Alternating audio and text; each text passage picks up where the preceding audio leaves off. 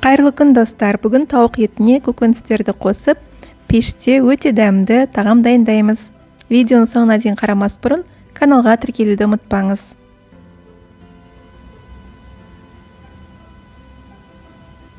Ең алдымен бізге бір дана тауық қажет, немесе тауықтың кез келген бөліктерін алсаңыздар болады.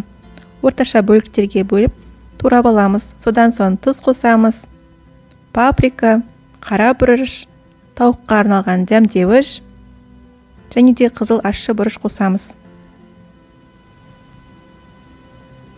2-3 ас қасық сұйық май қосып, 3-4 дана сарымсақты пресстен өткізіп саламыз.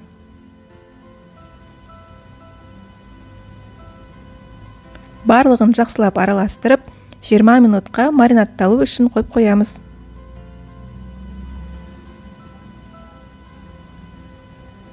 Біздің тауықтарымыз маринадталып болам дегенше біз көкөністерді турап қояйық. Ол үшін бізге картоп қажет, пияз, болгар бұрышы, сәбіз және де қызанақ керек. Көкөністерді қатты майдаламай, осында үлкен бөліктерге бөліп турасаңыздар да болады.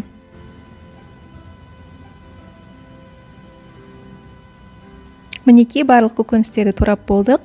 Енді 2-3 дана сарымсақты пресстен өткізіп саламыз. Содан соң тұз, бұрыш және де сұйық май қосып араластырамыз. Міне барлығын жақсылап араластырдық. Енді бізге духовкада пісіруге арналған осындай пакеттер қажет. Менде ингредиенттер көп болғандықтан 2 пакетке бөліп салдым. Тауық пен көкөністерді араластыра отырып саламыз.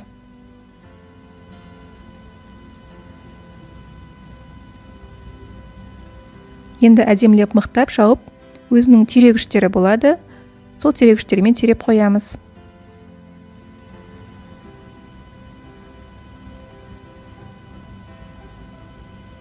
Міне 2 пакетке барлығын салып болдым.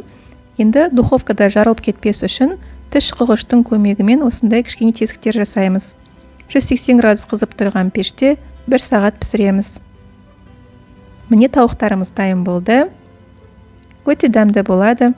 Рецепт бойынша жасап көріңіздер. Видео ұнаса лайк басып, комментарий жазуды ұмытпаңыздар. Және де каналға тіркелуді ұмытпаңыздар. Сіздермен бірге болған Мөлдір, сау болыңыздар.